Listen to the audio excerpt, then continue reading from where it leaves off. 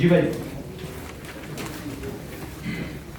Physics में हमारा अभी भी कौन सा सेक्शन चल रहा है?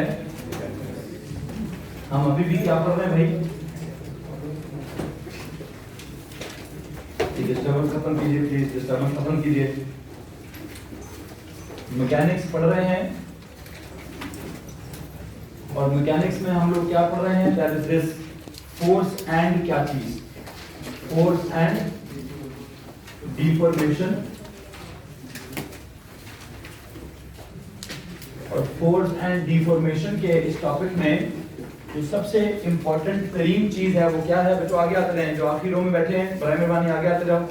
खुदैब बेटा वहां से उठे, प्लीज आगे आए। आप भी आगे, यहाँ भी जगह खाली है, यहाँ भी जगह खाली है, वहां भी जगह खाली है।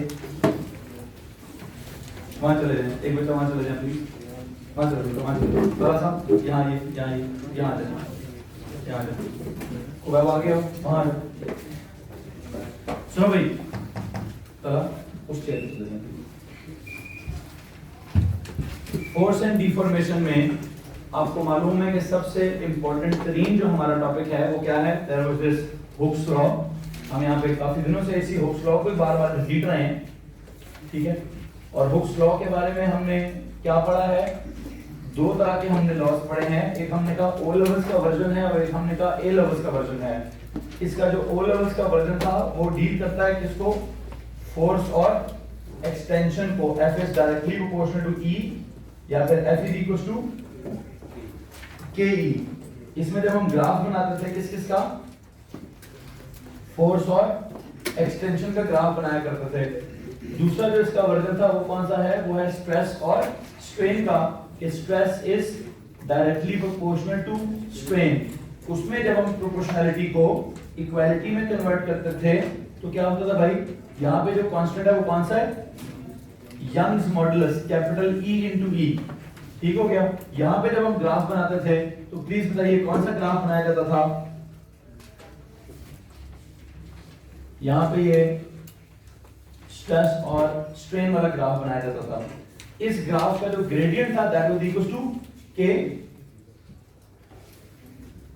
इस ग्राफ का जो ग्रेडियंट है उसको हम K बोलते थे, दैट वाज स्प्रिंग्स कांस्टेंट। इस ग्राफ का जो ग्रेडियंट है उसको हम E बोलते थे, दैट वाज यंग्स मॉडुलस। इस ग्राफ का जो एरिया अंडर द कर्व था दैट वाज इक्वल टू क्या? Work done, that was equal to work done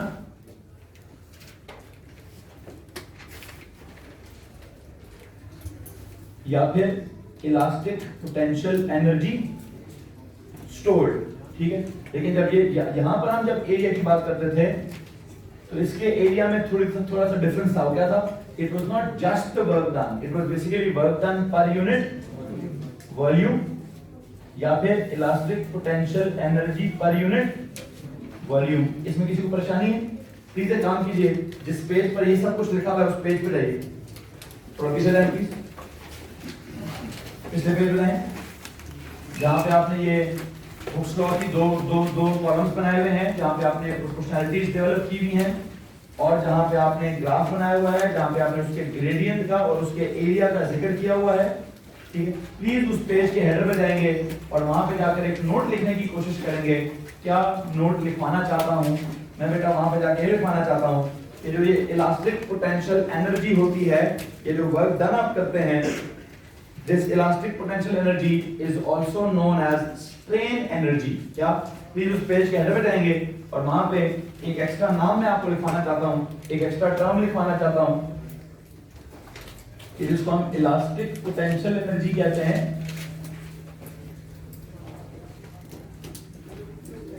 It is also known as क्या चीज? Strain energy.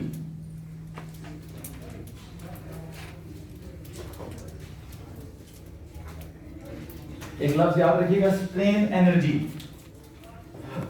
क्योंकि जो अभी वर्कशीट बनाई गई है उसमें उसने ये वाला टर्म इस्तेमाल किया है, वर्क डन की जगह या इलास्टिक पोटेंशियल एनर्जी की जगह एक और टर्म इस्तेमाल हुई है। कौन सी वाली? स्ट्रेन एनर्जी की टर्म इस्तेमाल हुई है। इसमें किसी को परेशानी है? बस नाम है, नथिंग एल्स, कुछ एक्स्ट्रा चीज नहीं पढ़ा रहा, सिर्फ एक एक्स्ट्रा नाम बता रहा हूं कि जिसको आप इलास्टिक पोटेंशियल एनर्जी कहते थे उसको उसने वर्कशीट के कुछ सवालों में स्ट्रेन एनर्जी भी बोला हुआ है। बाकी बात वही है कि यहाँ वाला एरिया सादा वर्क डन है, यहाँ वाला area work done per unit volume है। इस वाले एरिया को आप ईपीई से मुतासाबियत दे सकते हैं, यहाँ वाले को हम ईपीई पर यूनिट वॉल्यूम बोलेंगे। खैर यहाँ से आगे जब हम हुक्स लॉ से आगे निकले तो मुझे लगता है मैंने आपको कल क्या पढ़ाया था, इलास्टिक बिहेवियर और प्लास्टिक बिहेवियर समझाया है। हुक्स लॉ के बाद हमने पहली चीज तो हुक्स लॉ पे सारा फोकस किया, फिर दूसरा फोकस हमारा किस चीज पे था, इलास्टिक एंड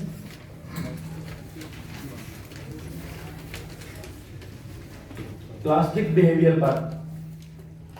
वैसे आपको एक बात बताऊं, ये तो चलो कुछ ग्राफ्स ऐसे हैं जिसमें प्रोपोर्शनल लिमिट और इलास्टिक लिमिट सेम हो गई। अदरवाइज मैंने कल और परसों जो आपका लेक्चर लिया उसमें मैं एक ही बात बताना चाहता था कि भाई इलास्टिक का मकसद कुछ और है और प्रोपोर्शनल का मकसद कुछ, प्रोपोर्शनल का मतलब ही कुछ और है और इलास्टिक का मतलब ही कुछ और है। ये तो फॉर्चुनेटली दोनों पॉइंट्स एक जगह पर हैं तो हमको चलो सिमिलरिटी बीच में ले आते हैं। Otherwise there is no similarity between the term proportional limit and the term elastic limit. Proportionality का मतलब क्या है कि जी दो चीजें आपस में डायरेक्टली प्रोपोर्शनल हैं। एक चीज के ज्यादा होने से दूसरी चीज ज्यादा होती है, या एक चीज के कम होने से दूसरी चीज कम होती है, एक चीज के जीरो होने से दूसरी चीज जीरो होती है। ठीक है, ये दोनों का जो ग्राफ है आपस में क्या होता है, straight line passing through origin होता है। ये तो मतलब है जी प्रोपोर्शनल का। लेकिन इलास्टिक का मतलब भी कुछ और है। उसका मतलब क्या है, सर खींचेंगे तो खींचा चला आएगा, छोड़ेंगे तो वापस चला जाएगा। उसमें सीधी लाइन कहां से आ गई, उसमें दो क्वांटिटीज का प्रोपोर्शनल होना कहां से आ गया। Elastic behaviour means what, stretch it, apply some force on it, it will be stretched, leave the force, remove the force, it will return to its original position, that's it। Plastic का मतलब क्या है, plastic का मतलब क्या है, sir force लगाएं खींच जाएगा, फोर्स छोड़ें वापस नहीं जाएगा सर। ठीक है, फोर्स खत्म कर दें, बेशक फोर्स खत्म कर दें, लेकिन डिफॉर्मेशन खत्म, स्ट्रेन खत्म, प्लास्टिक डिफॉर्मेशन हो जाएगी, परमानेंट डिफॉर्मेशन हो जाएगी। इसके लिए इस इलास्टिक प्लास्टिक को समझाने के लिए शायद मैंने आपको 3 कहानियां समझाई थी। कौन कौन सी, इसके लिए मैंने आपको सॉलिड समझाए थे, टाइप्स ऑफ सॉलिड्स में। अब ये सवाल वाला एमसीक्यू वाला थ्योरी वाला कुछ सवालों में कुछ लफ्जों में हेरा फेरी करके आपको परेशान करने की कोशिश करेगा। बहरहाल हमने 3 सॉलिड्स पढ़े हैं, एक स्टील पढ़ा है, एक ग्लास पढ़ा है और एक हमने रबर पढ़ा है जिसको हम पता नहीं क्रिस्टलाइन कहते थे, इसको हमने एमोर्फस कहा था और इसको हमने पॉलीमेरिक सॉलिड कहा हुआ है, पॉलीमेरिक सॉलिड कहा हुआ है। इनमें अगर किसी को परेशानी है तो प्लीज हाथ खड़ा करेंगे। एनीवन, इनके ग्राफ मैंने समझाए थे और मुझे लगता है मैंने लास्ट लेक्चर में तीनों ग्राफ्स के मतलब खत्म कर दिए हैं। तो सर इसका ग्राफ कैसा बनेगा, पहले सीधा होगा, फिर थोड़ा उधर जाएगा, फिर वापस ऐसे आएगा। ठीक है, अगर वो इलास्टिक लिमिट क्रॉस कर गया तो वापस ऐसे। अगर इलास्टिक लिमिट क्रॉस ना की, मिसाल के तौर पर मैंने एक सवाल जो डिजाइन किया उस सवाल को जरा देखिएगा। ये ग्राफ बना हुआ है, कहते हैं किसी मटेरियल का ग्राफ है, हमने उसको यहां से लेकर वो वहां तक लेकर गए हैं। कहते हैं सीधी लाइन भी क्रॉस हो गई है, कर्व पोर्शन में चला गया है, लेकिन जरा गौर से सुनिएगा प्लीज, जवाब दीजिएगा। लेकिन हमने गौर ये किया है, हमने ऑब्जर्व ये किया है कि जब इस पॉइंट पे लेके जाकर उसको छोड़ देते हैं तो वापस उसी रास्ते पर आता है। तो बताएं मतलब क्या हुआ। एक पेपर ग्राफ है, कहते जी हमने इधर तक फोर्स लगाई, छोड़ा, वापस आ गया, फिर हमने यहां से फोर्स बढ़ाई, इधर तक लेकर गए, वहां से छोड़ा, फिर भी वापस आ गया, उसी रास्ते से वापस आ गया। तो आप बताएं इस बात का मतलब क्या है। नीचे उसने अजीबोगरीब से जुमले लिखे हैं, क्या मतलब इस बात का, द मटेरियल बिहेव्स इलास्टिकली। बेशक वो इस पॉइंट से आगे चला गया है, अगर सवाल वाले ने कह दिया कि जी on the removal of the force it comes back to the original position following the same path, क्या मतलब होगा इस बात का। इसका मतलब वो कह रहे जी इलास्टिक है, बिल्कुल इलास्टिक है।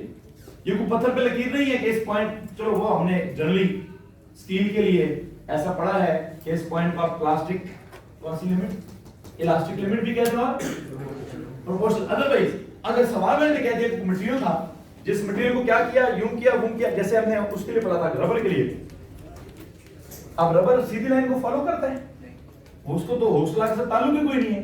लेकिन क्या रबर को कभी प्लास्टिक कहते हैं? कभी प्लास्टिक नहीं कहते उसको, क्या कहते हैं? इलास्टिक ही कहते हैं। क्यों सर? जो भी है सेम रास्ते पे आएंगे ना आए, ओरिजिनल लेंथ पे जरूर आ जाता है। सेम रास्ते पे आए ना आए, सेम रास्ते से आए ना आए, अपनी ओरिजिनल लेंथ पे वो जरूर आ जाता है। तो अल्टीमेटली हम उसको क्या कहते हैं? सर इलास्टिक किस्म का बिहेवियर है उसका। एंड हाँ, रास्ते में हालांकि थोड़ी एनर्जी जाया हो जाती है, हमने पढ़ा हुआ एनर्जी जाया कहां चली जाती है, बाहर वापस अपनी जगह पे तो आता है। यहां पर अगर उसने सवाल ये कह दिया कि यहां छोड़ने से वापस इधर चला गया है, कौन है फिर वो? सर फिर वो इलास्टिक है। लेकिन अगर यहां से छोड़ा और यूं चला गया, अब कौन है वो? सर ये फिर प्लास्टिक है, क्योंकि ये अपनी ओरिजिनल पोजीशन पर वापस नहीं आया। और तीसरी चीज यहां क्या पढ़ी आपने? ग्लास के लिए मेरे ख्याल से आपने क्या पढ़ा था? आपने कहा सर की वो बस थोड़ा सा ही होता है उसका, एकदम से कड़क करके वो टूट जाता है। ठीक है, पर किसी को परेशानी है तो प्लीज हाथ खड़ा करेंगे। ये बातें हमने पढ़ी नहीं है, 3 तरह की हमने बातें पढ़ी हैं। हमें इस डिफॉर्मेशन के चैप्टर में हुक्स लॉ की अंडरस्टैंडिंग क्लियर है, हमें इसमें इलास्टिक प्लास्टिक का मतलब क्लियर है, हमें इसमें टाइप्स ऑफ सॉलिड्स की थोड़ी सी अंडरस्टैंडिंग क्लियर होगी। एक काम करते हैं, ये जो हमारे पास हुक्स लॉ है, इसमें जो ये यंग्स मॉडुलस है, इसको थोड़ा सा डिटरमिन करने की कोशिश करते हैं, इसको थोड़ा सा मजीद एक्सप्लेन करने की कोशिश करते हैं। तो जो मेरा अभी टॉपिक डेवलप होना है, तो काम करें, आज के लेक्चर में दोबारा हुक्स लॉ करें, दोबारा हुक्स लॉ करेंगे। आज लेकर कहां से स्टार्ट होगा वो नहीं लिखना सब कुछ, तो मैंने पहले से पढ़ाया हुआ है, जस्ट फॉर रिवीजन पर्पस था, रिव्यू मैंने करा लिया है। वैसे मैं पूछना चाहता हूं, इससे पहले कि मैं आगे जाऊं, आप में से किसी ने अगर इन 3 बातों में से पिछले कुछ 3 लेक्चर्स में हमने बातें पढ़ी हैं, तो सवाल तो आप पूछ सकते हैं प्लीज। एनीवन? पढ़ लो, तो इसको 7 बजे की ब्रेक में जाके नमाज पढ़ लेंगे। ठीक है, ये सुनो भाई, अभी मैं क्या करना चाहता हूं, मैं दोबारा से आपको ये हुक्स लॉ पढ़ाना चाह रहा हूं, और इसके अंदर एक जो टर्म है थोड़ा सा उसको एक्सप्लेन करना चाह रहा हूं भाई। What is Hooke's law? Please tell me. Hooke's law is this: stress directly proportional to strain, then this is stress, it is equals to some constant into strain, then what? Then there is this constant of proportionality which is known as Young's modulus, that is known as Young's modulus. इसको जब हम subject बनाते हैं तो what do we get? You get this stress over strain. What is Young's modulus? It is defined as the ratio of stress to the strain. मुझे लगता है definition आपने पहले भी लिखी थी। मैं इस फॉर्मूला में थोड़ी सी मजीद तब्दीली लाना चाहता हूँ। क्या तब्दीली लाना चाहता हूँ भाई? गौर से सुनिए। मुझे बात बताएं, स्ट्रेस का फॉर्मूला क्या है? Force over area.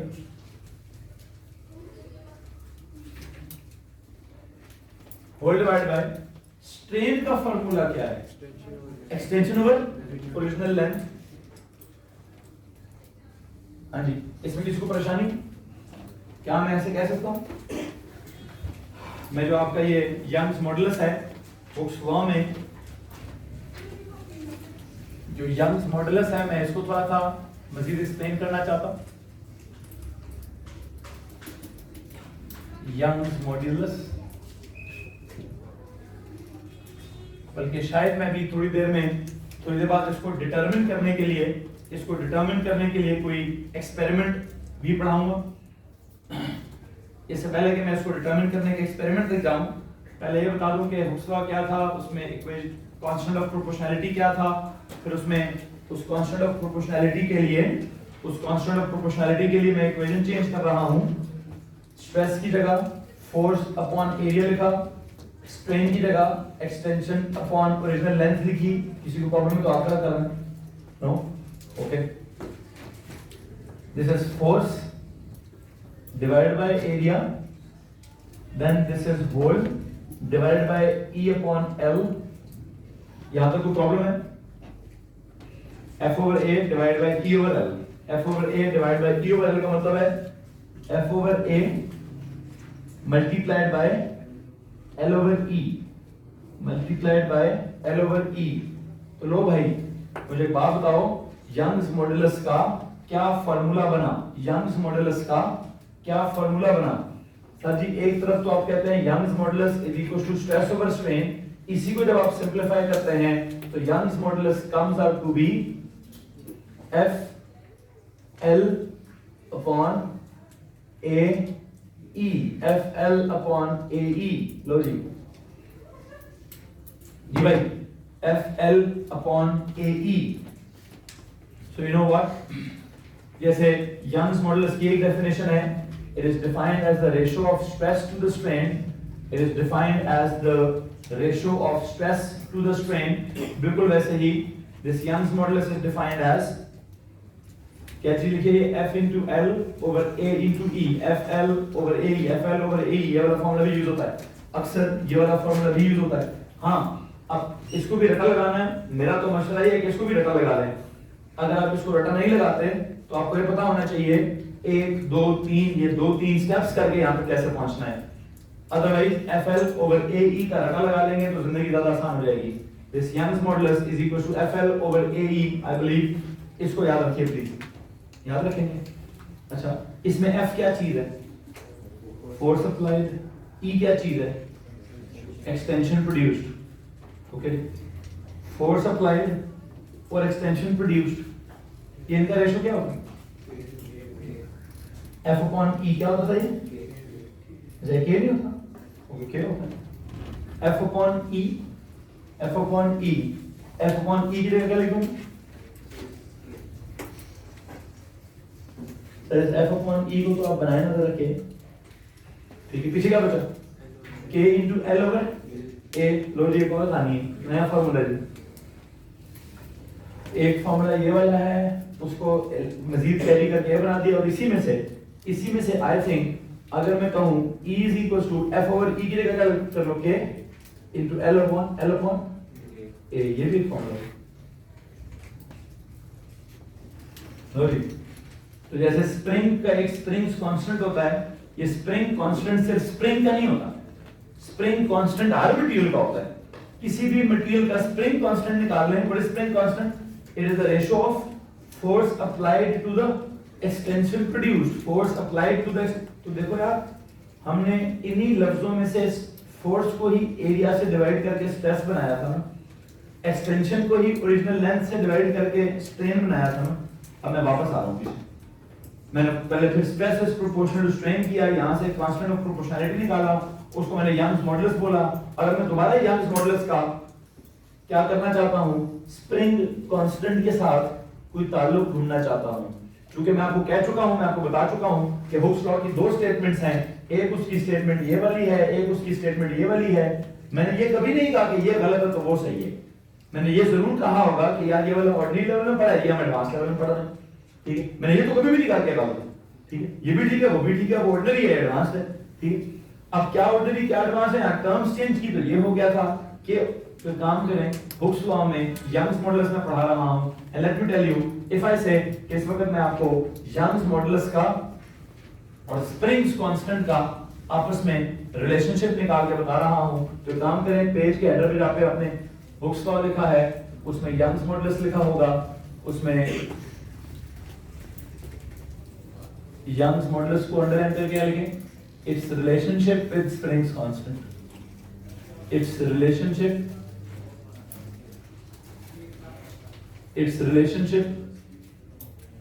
विद क्या? With springs constant. Its relationship with spring constant किस तरह का रिलेशनशिप है? इस यंग्स मॉडुलस का जो रिलेशनशिप है with spring constant, what is that relationship? That is this Young's modulus, what is it? It is directly proportional to the Springs constant. It is directly proportional to the Springs constant. ये दोनों quantities हैं, Young's modulus भी और Springs constant भी, ये दोनों quantities किसी भी मटेरियल की क्या चीज डिस्क्राइब करते हैं? ये किसी भी मटेरियल की स्ट्रेंथ या स्टिफनेस डिस्क्राइब करते हैं।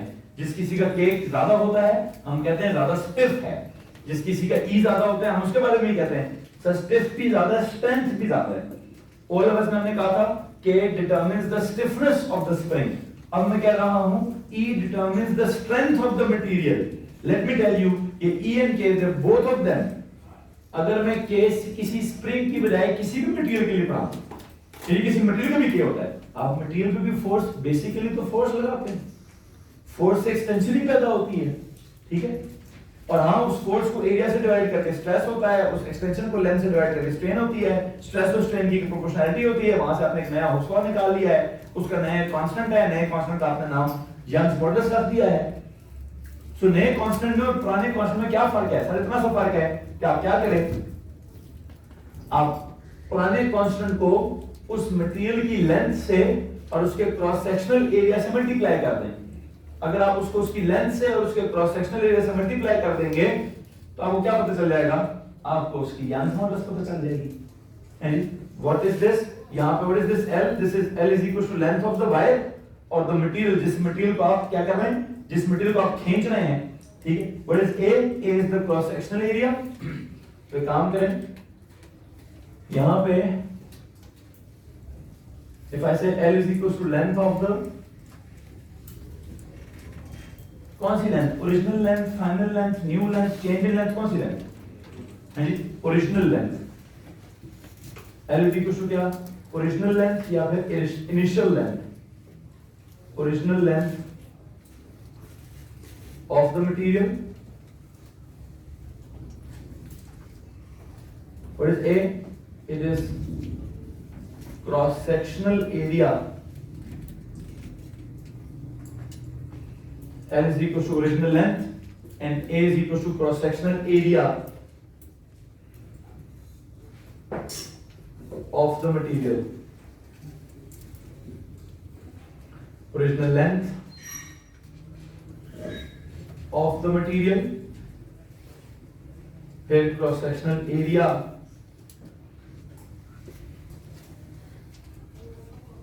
of the material। And you know, if I say कि original length उसकी constant है, cross sectional area भी अगर उसका constant है, तो E is directly proportional to क्या? If I say if L and A are constants, if L and A are constants, then what? Then E is directly proportional to K। Then E is directly proportional to K। तो you know what? Ultimately नतीजा ये निकला कि sir K और E almost, not exactly but almost similar quantities हैं। जिस तरह यहाँ पे इस तरह से निकालोगे तो K आएगा, इस तरह से कांस्टेंट निकालोगे तो E आएगा, इन दोनों को आपस में मिक्स करोगे, मिक्स इन व्हाट सेंस? हमने इस स्टेटमेंट से ये निकाल ली, यहाँ से हमने ये निकाला, यहाँ स्ट्रेस की जगह मैंने F ओवर A लिख दिया, स्ट्रेन की जगह मैंने E ओवर L लिख दिया, F over A divide by E over L, F over A multiply by L over E। तो अल्टीमेटली हम किस नतीजे पर पहुंचे? हम इस नतीजे पर पहुंचे कि सर जी E का फॉर्मूला क्या बनता है? FL over AE, FL over AE। What is this FL over AE? हमने कहा ये वाला फॉर्मूला याद करना है, जितना इंपॉर्टेंट इसको याद करना है उतना इंपॉर्टेंट इसको भी याद करना है, और इसको याद करने के बाद उतना ही इंपॉर्टेंट अब आप इसको भी याद कर लीजिए कि यहाँ पे क्या हो रहा है कि सर आप किसी भी मटेरियल को जब आप एक्सपेंड करते हैं तो आप उस पर फोर्स ज्यादा करते जाते हैं, एक्सटेंशन उसकी ज्यादा होती जाती है। लेंथ, ओरिजिनल लेंथ को चेंज नहीं करते, क्रॉस सेक्शनल एरिया को भी change, what are the two variables? F and E are the variables. लेकिन बेशक F चेंज हो रहा है, E चेंज हो रहा है, उनका रेशो क्या रह रहा है? F भी चेंज हो रहा है, E भी चेंज हो रहा है, what about their ratio?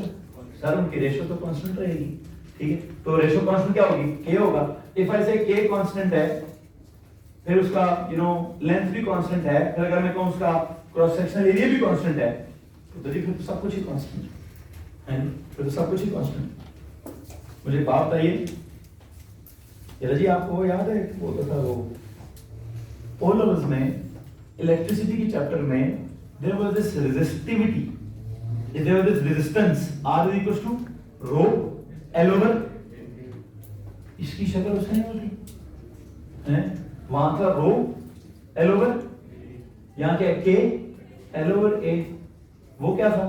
that was the resistance of a wire, that was equals to resistivity into L over A.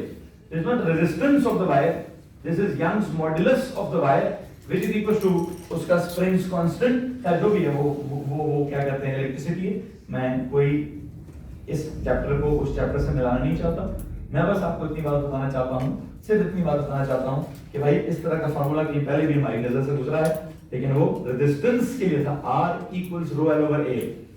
इसका उससे कोई लेना देना नहीं है, कोई इस वक्त लेना देना नहीं है। वैसे उधर भी L ओवर A था, यहाँ भी L ओवर A हो गया है, वहां वो रो L ओवर A था, यहाँ K L ओवर A हो गया है। मैं और कोई इसकी उसका सिमिलरिटी नहीं बताना चाहता। आप में से किसी को अगर कुछ सवाल पूछना तो प्लीज हाथ खड़ा कर दीजिए। Anyone, any questions please? No. खैर, यहाँ से आगे हमने दो बातें बिल्ड करनी है, दो बातें हमने यहाँ से बिल्ड करनी है। सवाल लिखिए please.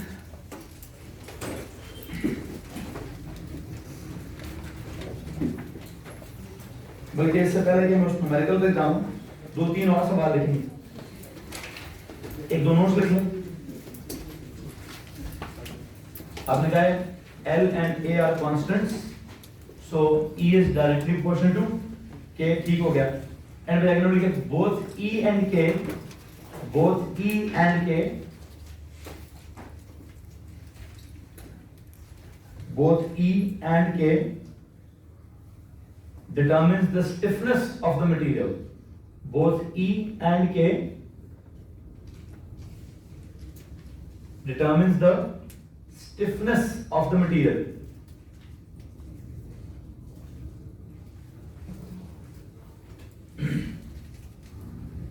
Both E and K determines the stiffness, बल्कि stiffness or strength of the material. Both E and K determines या represents, determine को अंदर करके लिखिए represents, stiffness को अंदर करके लिखिए strength, stiffness of the material, या फिर समझिए strength of the material। अच्छा, इसके बाद अगला एक नोट लिखिए, हर मटेरियल का K कांस्टेंट होता है, ठीक है? ये K या E, देखें K and E of every material, K and E of every material has a specific particular constant value.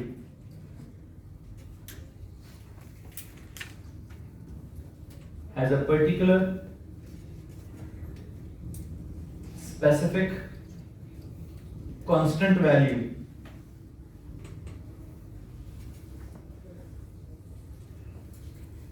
Has a specific particular constant value. एक और नोट लिखिए, the value of E, अगला एक note लिखेंगे, the value of K और E, the value of K और E depends upon the type of material, depends upon the type of material.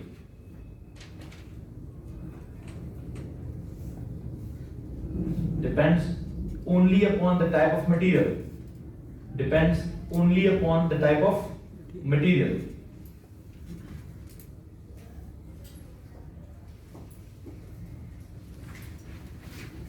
It does not depend upon the dimensions of the material. It does not depend upon the dimensions of the material. It does not depend upon the dimensions of the material. अब ये जो मैंने जुमला लिख दिया है थोड़ा सा परेशान कौन है, थोड़ा सा कंफ्यूजन कैसे है? देखें सर, आपके पास एक हुक्स लॉ है, हुक्स लॉ की एक स्टेटमेंट है stress is proportional to strain वाली। इसमें अगर आप इसको देखें, बेसिकली यहां पे हम दो बातें लिख चुके थे ऑलरेडी कि सर ये क्या चीज होती है, this is the constant of proportionality, या फिर जिसको हम यंग्स मॉडुलस कहते थे। क्या कहते थे? या तो यंग्स मॉडुलस या फिर इसको क्या कहते हैं? Constant of proportionality. Constant of proportionality या फिर यंग्स मॉडुलस इसको हम कहते हैं, ठीक है। अब वो तो चलो मैं फॉर्मूला देखें, कांस्टेंट ऑफ प्रोपोर्शनैलिटी की वैल्यू कांस्टेंट होती है, उसकी वैल्यू मटेरियल पे डिपेंड करती है, मटेरियल के हिसाब से उसकी कांस्टेंट वैल्यू होती है।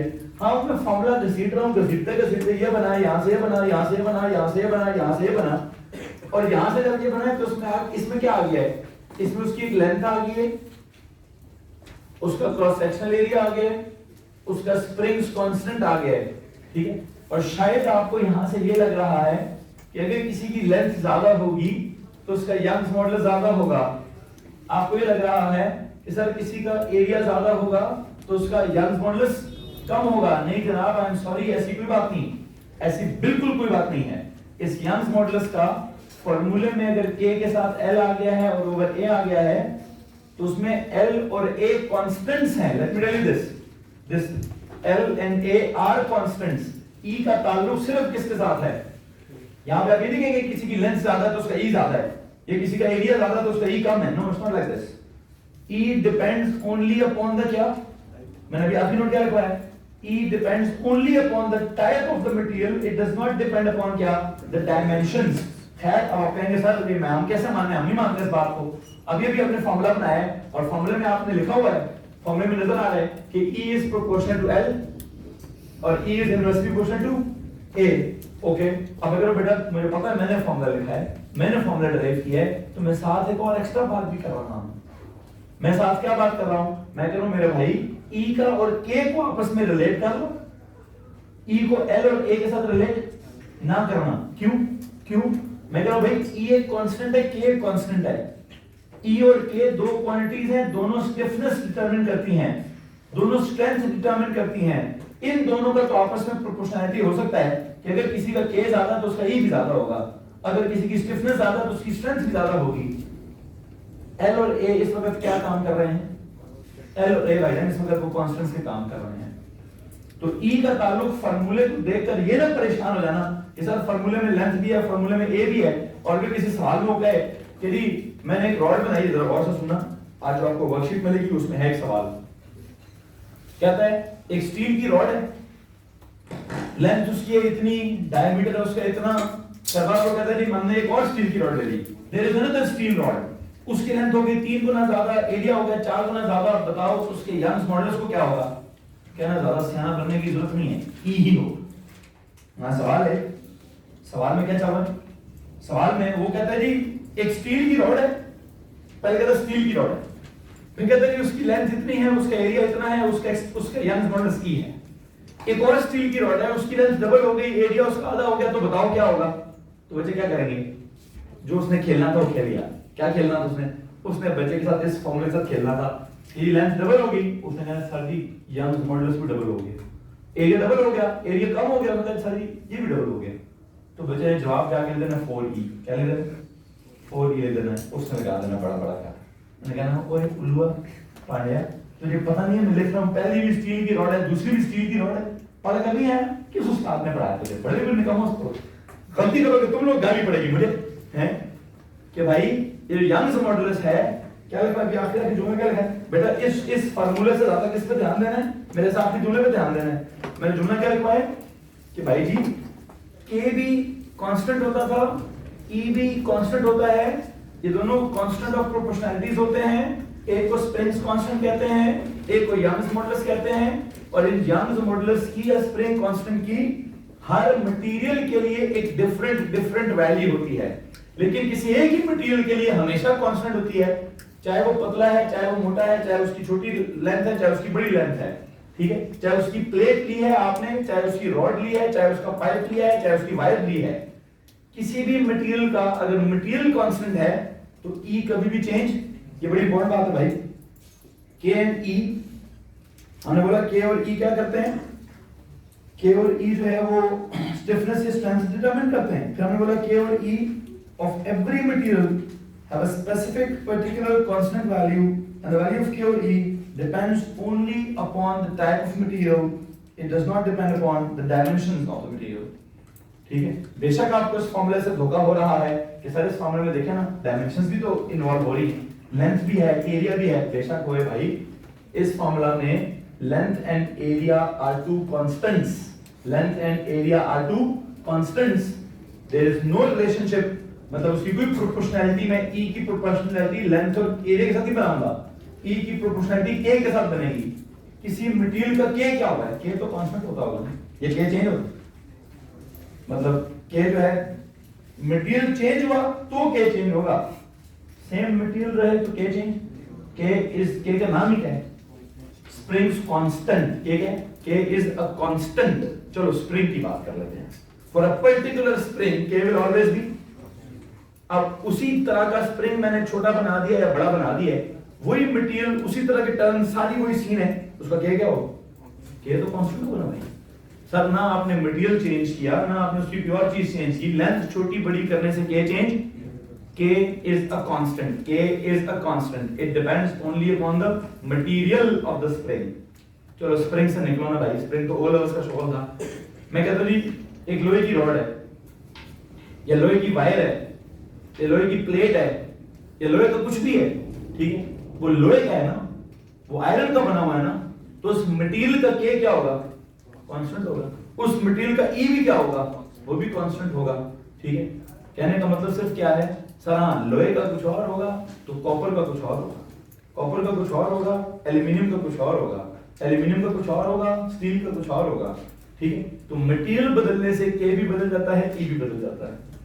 बहरहाल इस फॉर्मूले से मैंने ड्राइव तो कर दिया फॉर्मूला, यहाँ तक ले तो मैं आया हूँ इसको यहाँ तक, अदरवाइज मैं इसी फॉर्मूले को देखना चाहता था, ठीक है। इस फॉर्मूला में this is a constant, this known as Young's modulus. वैसे पता नहीं क्या दिल किया है कि इसको ले इधर ले आए हूं, इसको उठा के यहाँ बना दिया है, यहाँ से आके तो मुझे जा ही नहीं सकते, ठीक है, जो भी है। किसको मसला है, बस बताना क्या था कि E की वैल्यू चेंज, हाँ अनलेस अनटिल मटेरियल चेंज हो जाएगा, मटेरियल चेंज हो गया E चेंज हो जाएगा, मटेरियल चेंज ना हुआ E चेंज नहीं होगा। इस तरह के कुछ सवाल आते होते हैं, इस तरह के कुछ सवाल। इससे पहले कि मैं इस एक्सपेरिमेंट पे जाऊं, मैं दो सवाल कराना चाहता हूं। प्लीज सवाल देखिए, what happens to the extension in a steel rod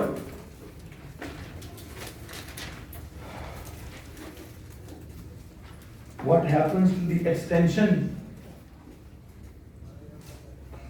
what happens to the extension in a steel rod, what happens to the extension in a steel rod if its length is doubled, if its length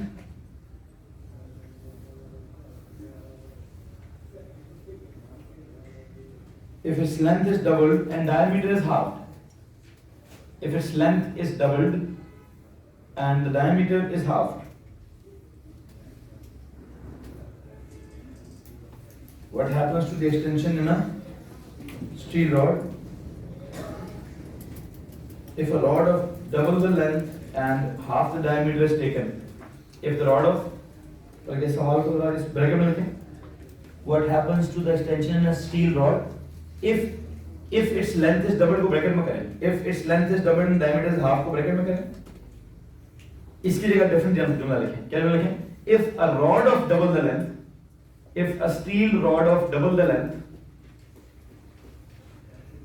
if the rod of double the length and half the cross sectional, half the diameter, if a rod of double the length and half the diameter is taken, half the diameter is taken,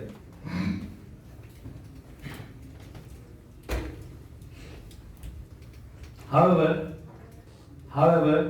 the force applied is constant, however the force applied is constant। अच्छा मेरे पास ना इसको solve करने के दो methods हैं, please एक काम कीजिए, दो मेथड्स की, मेथड नंबर 1 मेथड नंबर 2 की हेडिंग बना दीजिए।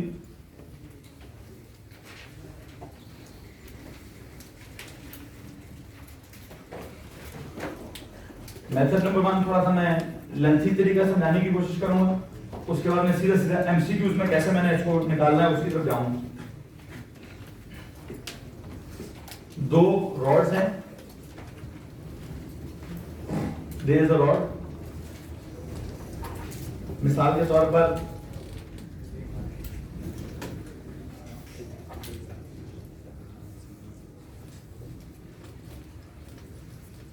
ये एक रॉड है,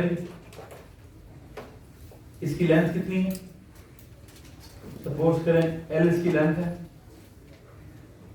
डायमीटर कितना है इसका? D। उसने कहा if a rod of double the length, बातें नहीं करेंगे please. If a rod of double the length and half the diameter is taken, चलो जी,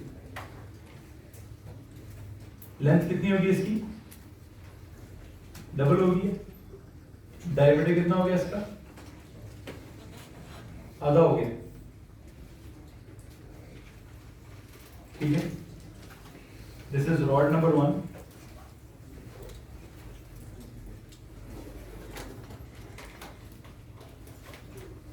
दिस इज रॉड नंबर 2,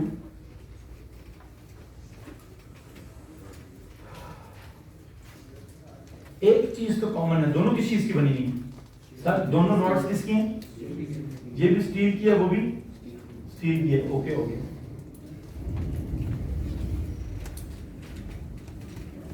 अब आप मुझे एक बात बताएं, अगर दोनों रॉड्स स्टील की हैं तो दोनों की क्या चीज कांस्टेंट है? लेंथ तो डिफरेंट है, क्रॉस सेक्शनल एरिया भी डिफरेंट है, ठीक है।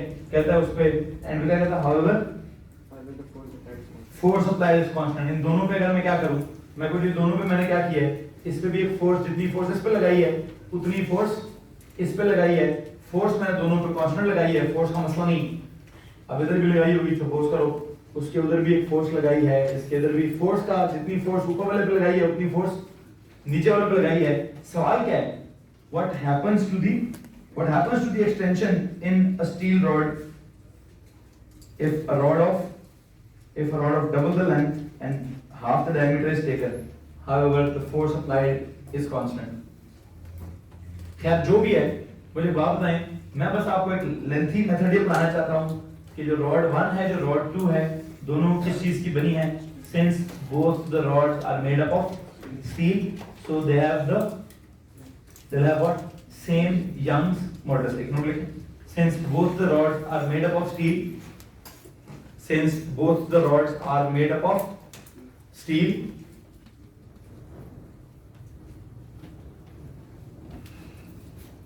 since both the rods are made up of steel, so what?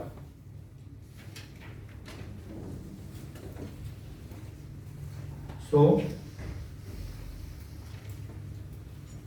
they have the same Young's modulus, so they have the same Young's modulus,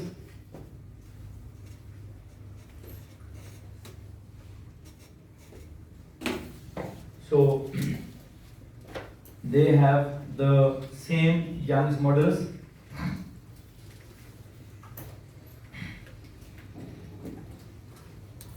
that is solve कैसे करूं सवाल को? अभी Young's modulus of rod 1 is equal to क्या? Young's modulus of rod 2, okay. ये Young's modulus का formula क्या है? FL over AE, FL over AE किसका? पहले वाले रॉड का, is equals to FL over AE किसका? रॉड नंबर 2 का। दोनों सेम होंगे कि नहीं? अब दोनों किसी से बने? दोनों के दोनों स्टील से बने, दोनों का यंग्स मॉडुलस सेम है, ठीक है। मुझे याद पड़ता है इस तरह का सवाल ना कहीं मैंने ओ लेवल्स में रेजिस्टिविटी के लिए पढ़ाया हुआ है कि दोनों अगर स्टील की रॉड का तो दोनों की रेजिस्टिविटी सेम होगी, तो इधर की रेजिस्टिविटी उधर की रेजिस्टिविटी, इसलिए मैंने फॉर्मूला रिलेट भी किया है। शायद कोई मसला नहीं है, आई होप हो जाएगा। अभी दोनों में फोर्स कितनी लगाई आपने? इधर फोर्स F थी, इधर भी फोर्स F थी। इस पहले वाली रॉड की लेंथ कितनी है? L। इस वाले की लेंथ कितनी है? 12, ओके। इधर वाले का एरिया कितना है? पाई d स्क्वायर बाय 4। वैसे क्रॉस सेक्शनल एरिया का फॉर्मूला पता है? पेज के हेडर पे जाओगे भाई बच्चों, पेज के हेडर पे जाएंगे, एरिया ऑफ सर्कल का फॉर्मूला क्या आता है? एरिया ऑफ सर्कल का क्या फॉर्मूला पढ़ा हुआ है? पाई, आगे क्या? r square pi r square क्या पढ़ा हुआ है? अच्छा, अगर मैं पाई आर स्क्वायर पढ़ा हुआ है, प्लीज बताइए पाई आर की जगह क्या लिखें? आर का डायमीटर के साथ क्या ताल्लुक होता है? आर डायमीटर का क्या होता है? हाफ होता है। क्या मैं आर की जगह d/2 लिख सकता हूं? d/2 का स्क्वायर लिख सकता हूं? ओके, मुझे बताओ पाई तो हो गया, पाई d का क्या बना? स्क्वायर ओवर क्या बना? 4। आपने ओ लेवल्स में सर्कल का क्या एरिया याद किया हुआ है? पाई आर स्क्वायर। आप क्या याद करें? ओ लेवल वाला बच्चा एरिया ऑफ द सर्कल के लिए क्या फॉर्मूला याद करता है? पाई आर स्क्वायर। ए लेवल वाला क्या याद करता है? पाई d स्क्वायर बाय 4। प्लीज याद रखेंगे पाई आर स्क्वायर ओ लेवल्स का वर्जन है पाई d स्क्वायर बाय 4। अदरवाइज आप कहें सर वो डायमीटर को आधा कर लें, आधा करके पाई आर स्क्वायर कर लें, मुझे कोई इतराज नहीं, लेकिन मैं चाहता हूं कि आप एक और फॉर्मूला याद करें। कौन से वाला? पाई आर स्क्वायर की बजाय ए लेवल्स का बचा क्या कहे? पाई d square by 4। Pi d square by 4। Okay हो गया भाई, पाई d स्क्वायर बाय 4। अच्छा, सो यहां तो मैंने पाई की जगह पाई लेके, इसका डायमीटर कितना था? d का स्क्वायर बाय 4। ओके, इनटू इसकी एक्सटेंशन कितनी है? मिसाल के तौर पर इसकी एक्सटेंशन है e, कितनी है भाई? e। ओके, इधर चले, रॉड 2 का एरिया क्या है? तो उसके एरिया का पाई कितना है? उसका डायमीटर d/2 इसका होल स्क्वायर ओवर 4। इसमें किसी को परेशानी? पाई की जगह मैंने पाई लिखा है, इसका डायमीटर कितना था? इसका डायमीटर d, तो d स्क्वायर ओवर 4। इसका डायमीटर कितना है? d/2, तो d/2 का होल स्क्वायर ओवर 4 इनटू इसकी एक्सटेंशन कितनी है? Unknown, that is x। Extension कितनी है? Unknown x। इसका मतलब इस बात है। ओके, क्या कटेगा दोनों तरफ से? सर ये वाला f, ये वाला f काट दें, ये वाला l, ये वाला l काट दें, ये वाला पाई, ये वाला पाई काट दें, ये वाला 4, ये वाला 4 काट दें। पीछे क्या बचा? उधर बचा ऊपर 1 और नीचे क्या बचा? d square into e। इधर क्या बचा? 2 ओवर d/2 का होल स्क्वायर क्या होता है? वो d square over 4 into x। अब फिर क्या काटो? सर जी ये वाला d स्क्वायर और ये वाला d स्क्वायर भी काट, फिर इस x को उधर ले जाएं, इस e को उधर ले जाएं, x d इक्वल्स टू इस 4 को ले जाएं, 4 2 8 e। लो जी, लेंथ को डबल करने से और क्रॉस सेक्शनल एरिया को आधा करने से एक्सटेंशन पे क्या फर्क पड़ता है? एक्सटेंशन इंक्रीजेस बाय, फाइनल जवाब लिखें, extension increases by 8 times. Extension increases by 8 times.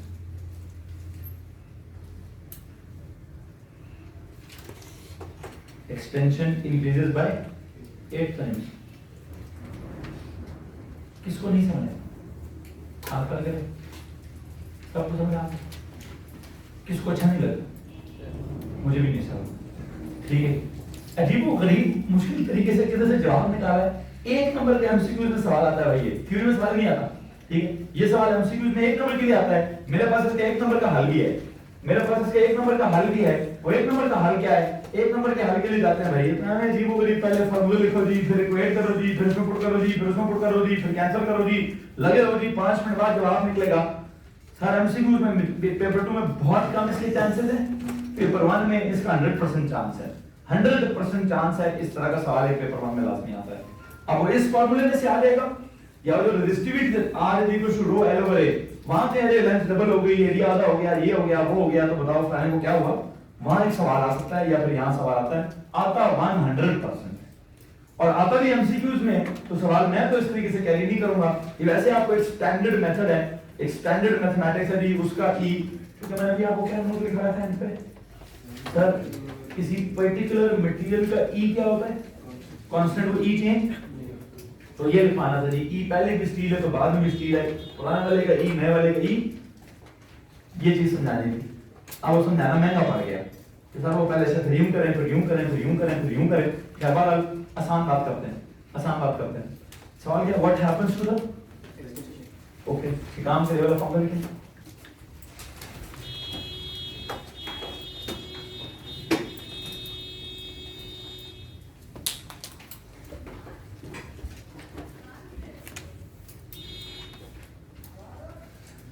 जी भाई, ये एक्सटेंशन का तो नहीं, यंग्स मॉडुलस का एक फॉर्मूला है, E is equals to F, method number 2 में रहें, मेथड नंबर 2 पे रहें भाई,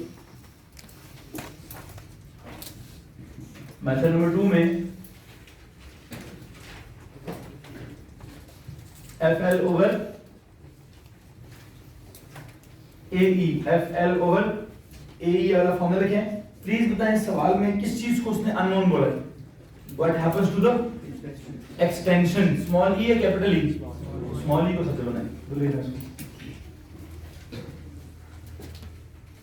FL over A into capital E, ये ले FL over A into capital E। एक और काम कर लूं, FL ओवर एरिया की जगह क्या लिखेंगे आप, पाई d square over 4 into E। इस फॉर्मूला में किसी को परेशानी है कि सर हमने यंग्स मॉडुलस का एक फॉर्मूला पढ़ा है FL ओवर AE, उसमें स्मॉल e को सभी बनाया तभी क्या बनता है FL over A capital E। Area की जगह सर बेहतर है कि डायमीटर चूंकि सवाल में गेज होता है तो एरिया की जगह क्या लिख दिया है, पाई d स्क्वायर बाय 4 लिख दिया जाए। अब मुझे आप एक बात बताएं, दोनों सिचुएशंस में फोर्स क्या थी, तो फोर्स को तो इग्नोर करें हम, ठीक है। दोनों सिचुएशन में पाई क्या होगा, दोनों सिचुएशन में 4 क्या होगा, दोनों सिचुएशन में E क्या होगा, तो फिर पुत्र एक्सटेंशन सिर्फ किस पर डिपेंड करेगी,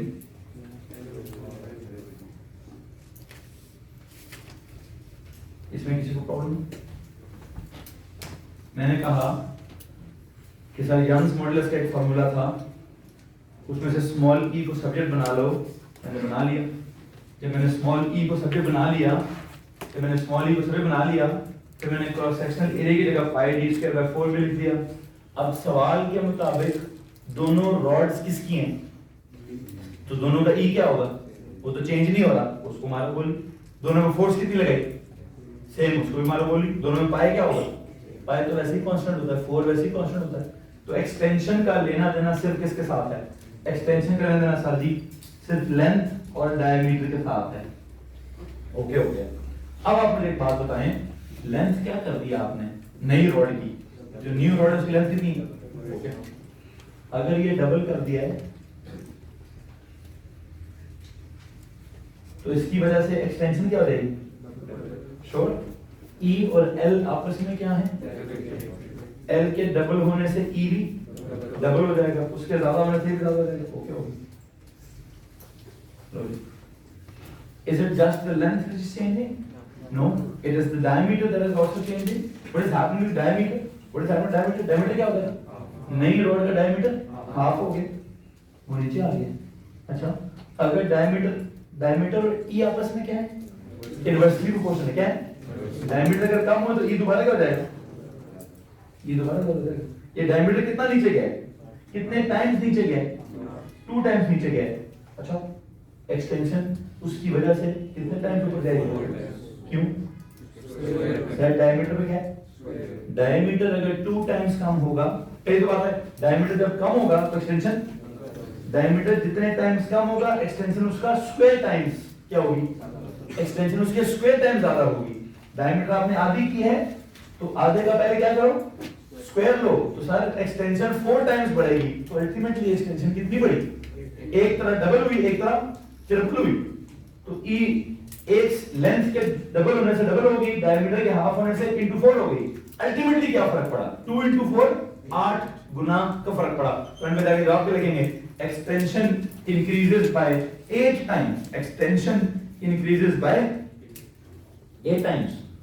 क्या मैंने वहां से भी तो जवाब यही निकाला, वहां पे भी तो अल्टीमेटली क्या हुआ था कि जी नए वाली रॉड की, रॉड नंबर 2 की जो एक्सटेंशन है वो पुरानी वाली रॉड की एक्सटेंशन के, अगर पुरानी वाली रॉड को की एक्सटेंशन को आप स्मॉल e कहते हैं तो नई रॉड की एक्सटेंशन 8e होगी।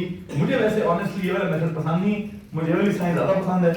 सर जी फार्मूला है बिल्कुल ठीक है, e स्मॉल e सभी बना दिया बिल्कुल ठीक है, एरिया की जगह पाई डी स्क्वायर बाय 4 बिल्कुल ठीक है। जो जो चीज चेंज नहीं हो रही उसको मारे गोली, फोर्स को मार दी गोली, e को मार दी गोली, पीछे क्या बचा?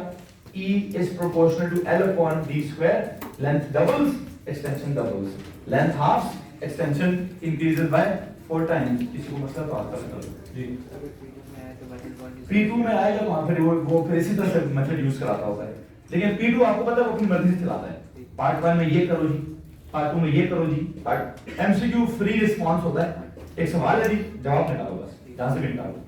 पेपर 2 में जब सवाल आता है तो आपको पता है वो हमारी मर्जी से नहीं बिहेव करता, उसके अपने पार्ट्स होते हैं। पार्ट 1 में पहले ये निकलवाएगा, फिर वो पार्ट्स के हिसाब से चल रहा होता है। एमसीक्यू सीधे सीधे सवाल है जवाब निकालो भाई।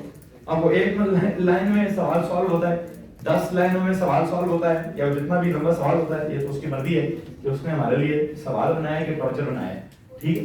बहरहाल यहाँ पे आपके सामने एक कॉन्सेप्ट मुझे उम्मीद है, मैं बस ये चाहता हूँ, मैं सिर्फ क्या चाहता था, मेरी तरफ से क्या चैप्टर खत्म हो गया था भाई, मुझे सिर्फ 2 चीजें एक्स्ट्रा और पढ़ानी थी आपको कि जो हुक्स लॉ का जो 2 फार्मूले हैं, इनका इस यंग्स मॉडुलस को थोड़ा सा मुझे और इलैबोरेट करना था। क्या यंग्स मॉडुलस का और क्या सीन है इसमें? f over a e over l करके एक नया फार्मूला बना दिया मैंने, कौन सा? ये वाला। और उसी में मैंने f ओवर e को k बनाकर एक नया फार्मूला बना दिया, कौन सा वाला? This Young's modulus equal to क्या? k into l upon e, ये वाला। इसका इस्तेमाल मैंने इस तरह के न्यूमेरिकल्स में करना है, ठीक है, इस तरह के न्यूमेरिकल्स में करें, एक काम करें, एक और न्यूमेरिकल करें, sorry l over k, l over k।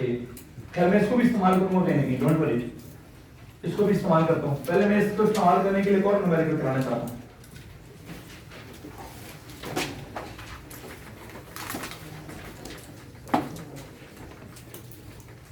सवाल लिखें,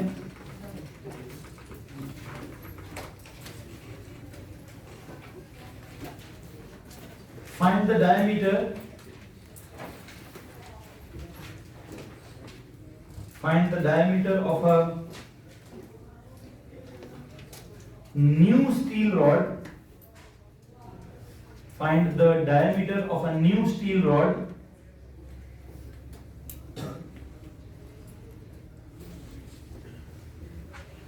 to produce the same extension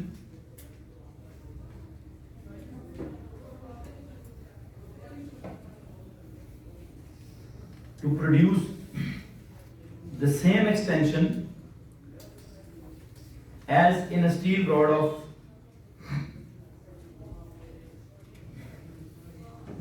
to produce the same extension as in a steel rod of diameter d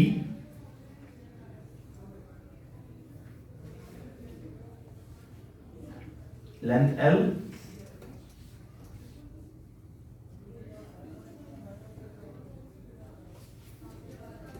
and applied force F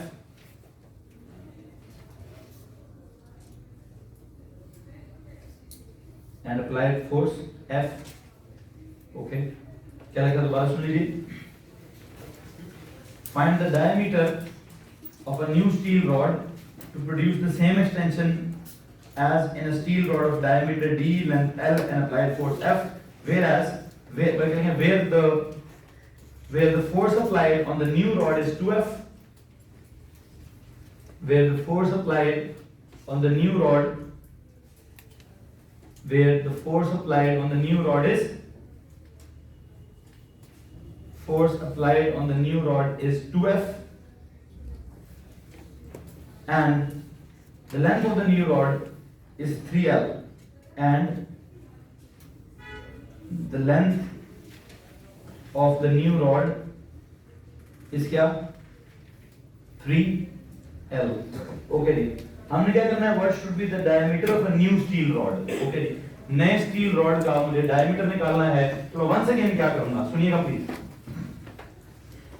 मैं इसमें भी मेथड नंबर 2 नहीं लगाता भाई, मैंने सीधा सीधा मेथड नंबर 1 नहीं लगाता, मेथड नंबर 2 पे जाना। सपोज करते हैं एमसीक्यूज का सवाल है, एमसीक्यूज का सवाल है भाई, मुझे बात बताएं, अगर ये एमसीक्यूज का सवाल तो मैं 1 सेकंड यही इक्वेशन लगाऊंगा, E is equals to F L over A E. एक काम ये करना है कि छोटे ई को और बड़े ई को उधर उधर करना है, छोटे नहीं अननोन कौन है वैसे, तो डायमीटर को सब्जेक्ट बनाना चाहिए या छोटे ई को उधर लेके जाना, आई थिंक जो अननोन है उसको सब्जेक्ट बनाएंगे। एफ एल ओवर एरिया की जगह क्या लिखूं, पाई डी स्क्वायर ओवर 4 इंटू ई। अच्छा जो अननोन है, आई थिंक जिस चीज के बारे में सवाल है, जो सवाल का सब्जेक्ट है, मुझे उसको क्या करना है, जो सवाल का सब्जेक्ट है उसको क्या बोलते हैं, क्या बना दूं उसको भाईजान सब्जेक्ट बना देता हूं। जो अननोन है D square F L over pi by 4 into capital E into small E into capital E into small E. मुझे एक बात बताएंगे क्या चीज तब्दील हो रही है, what should be the, क्या सवाल लिखे, what should be the diameter of a new steel rod, नई वाली भी स्टील रॉड है, पुरानी वाली भी स्टील रॉड है, to produce the same extension, क्या चीज प्रोड्यूस करनी है, same extension, ओके। मुझे बात बताएं क्या चीज चेंज नहीं हो रही, सेम एक्सटेंशन, वो चेंज कैपिटल ई चेंज हो रहा है, नहीं सर कैपिटल ई भी चेंज नहीं हो रहा, क्यों नहीं चेंज हो रहा, दोनों रॉड्स सील की पाई बाय 4, अरे तो वैसे ही कांस्टेंट होता है, तो d का जो स्क्वायर है उधर d किस पे डिपेंड करता है, f इंटू, बल्कि मुझे तो d चाहिए, तो d is directly proportional to f into l का अंडर रूट। ये ठीक है, ऐसी प्रोपोर्शनैलिटी बन सकती है जी, प्लीज बताइए। मैंने क्या किया, मेरे यंग्स मॉडुलस का फार्मूला था, पहले एरिया की जगह पाई डी स्क्वायर बाय 4 किया, फिर डी स्क्वायर को उधर ले आया, उसको उधर ले आया। सवाल ने कहा सेम एक्सटेंशन प्रोड्यूस करनी है, मैंने कहा स्मॉल ई काट दो। सवाल ने कहा दोनों रॉड्स स्टील की हैं, मैंने कहा कैपिटल ई भी काट दो। 5/4 वैसे ही कांस्टेंट था, मैंने उसको भी काट दिया। तो d का square is proportional to fl, या d is proportional to fl का अंडर रूट, fl का अंडर रूट। इसमें अगर किसी को परेशानी है तो प्लीज हाथ खड़ा करेंगे और मुझे बताइए इसको मैं लिखूं कैसे। इसको मैं ऐसे लिखूंगा सर जी, d is directly proportional to under root of f into under root of L. D is directly proportional to under root of F into the under root of L. Under root of F into the under root of L. अब मुझे बात बताएं सवाल में क्या statement लिखी है, मजीद क्या हो रहा है, What should be the diameter of a new steel rod to produce the same extension as in a steel rod of diameter D, length L and force applied F. Normal पुरानी steel rod की length कितनी है L, diameter कितना है D, force कितनी apply की है F। यहां तक किसको मसला है, नई वाली पे क्या हो रहा है, whereas the force applied on new rod is 2F, force क्या कर दी, डबल कर दी। इसके ऊपर जाने से वो भी क्या होगा, ऊपर जाएगा, लेकिन इसके डबल होने से वो कितना होगा, वो डबल नहीं होगा, वो कितना होगा सर, वो इनटू अंडर रूट ऑफ 2 होगा।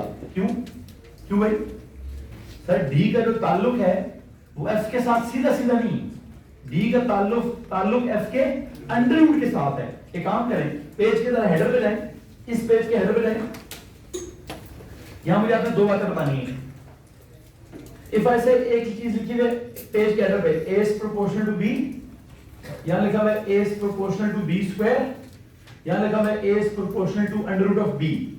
इन तीन बातों का मतलब बताना है मुझे। a is proportional to b का मतलब क्या है, if b doubles, b ज्यादा a ज्यादा, इधर b ज्यादा इधर भी a ज्यादा, इधर b ज्यादा, ये तो सीधा सीधा सर इसका तो मतलब पता है कि इसके ज्यादा होने से वो ज्यादा होगा, इसके ज्यादा होने से ये ज्यादा होगा, इसके ज्यादा होने, लेकिन सीन क्या है, ये नॉर्मल प्रोपोर्शनैलिटी ओ लेवल्स वाली। इधर अगर b डबल हुआ तो a भी, किसको मसला है एनीवन, ये तो नॉर्मल है सर, ओ लेवल से पढ़ते आ रहे हैं, यहां थोड़ा सा मसला है। इस प्रोपोर्शनैलिटी में अगर b डबल हुआ तो a 4 टाइम्स डबल होगा, a 4 टाइम्स इंक्रीज होगा। क्यों, a का ताल्लुक b के साथ नहीं है, a का ताल्लुक b के, तो जब आप b डबल करेंगे b के स्क्वायर का जवाब क्या होगा, उसके स्क्वायर का जवाब डबल का स्क्वायर लेना, 2b का स्क्वायर ले 4b स्क्वायर आएगा। तो ज्यादा लंबी मैथ्स में न जाएं, सीधी सीधी बात याद रखें, इस प्रोपोर्शनैलिटी में b doubles A increases by, अच्छा यहाँ पे क्या होगा, इधर अगर B doubles, ये तो पता है ये ज्यादा होगा वो ज्यादा होगा, but if B doubles then what will happen to A? It will increase by under root 2 times. In this case it will increase by 2 plus square times, that is 4 times. In this case it will increase by 2 under root times, that is 1.41 times. इसको मसला anyway? Okay. So यहाँ पे मुझे please एक बात बता दीजिए, जो इस वक्त प्रोपोर्शनैलिटी बिल्ड हो रही है, प्लीज उस चीज को उन तीनों चीजों को पेज पे आगे जाके लिखें। ये तीन प्रोपोर्शनैलिटीज मैंने बनाई हैं, A is normally proportional to B, A is proportional to B का square, A is proportional to under root of B।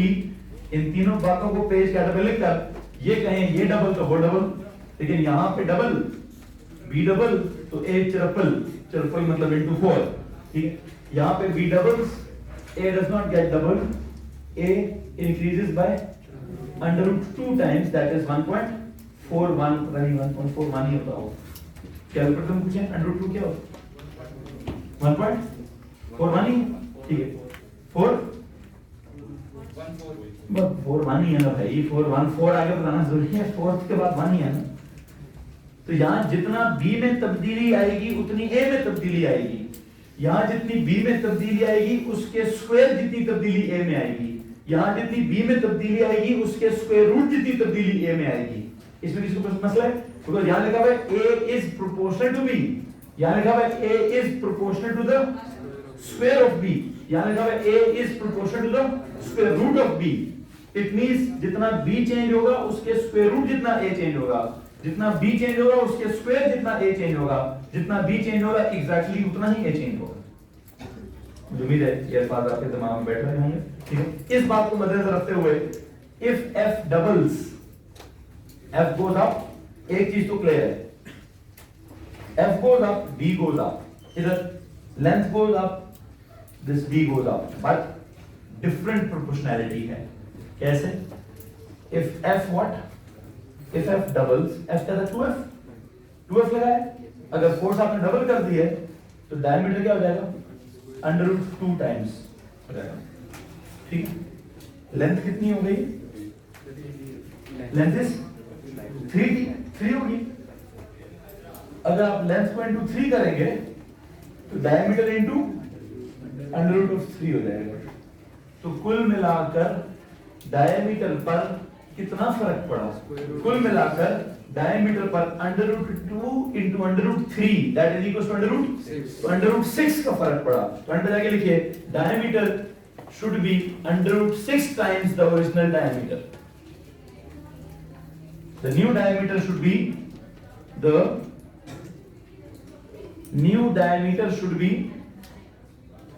Under root 6 times, under root 6 times, the new diameter should be under root 6 times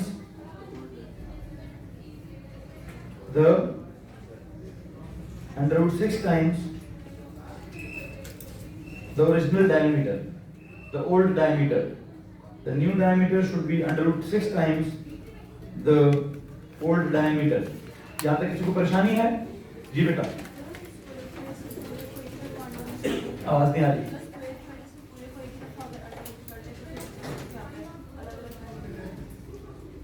मुझे आपका सवाल नहीं समझ आया, square की जगह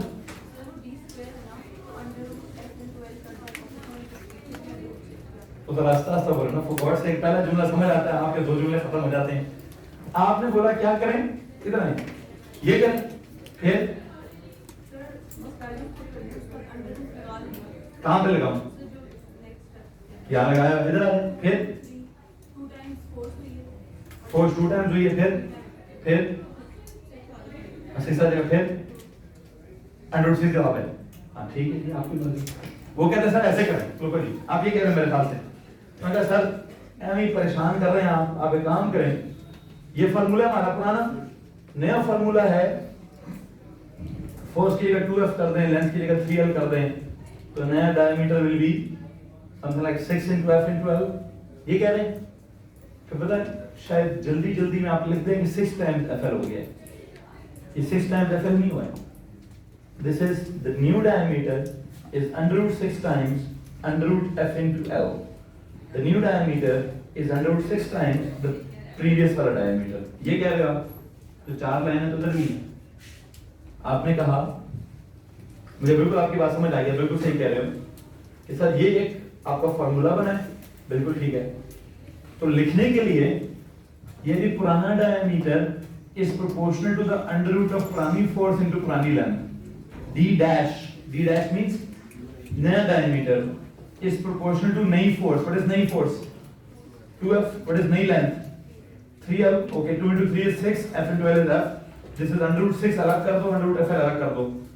तो नया वाला diameter is under root 6 times under root fl is पुराना वाला d. तो under root 6 times पुराने वाला d. ठीक है?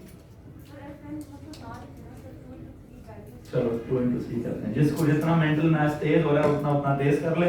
अदरवाइज पेपर वाला को तो इतना सियाना है कि हम उतने सियाने भी नहीं हुए. हम जब पेपर दे लेते हैं फिर हम उतने सियाने हो जाते हैं. तो इतनी ऐसी हेराफेरी करता है कि बच्चा जल्दी में उस बात को पिक ही नहीं कर पाता. तो यार जल्दी में आप क्या करेंगे? आपने क्या कहा? आपने कहा सर कुछ स्टेप ही ना करें. आपने बेसिकली ये कहा सर कुछ स्टेप ही ना करें और क्या करें?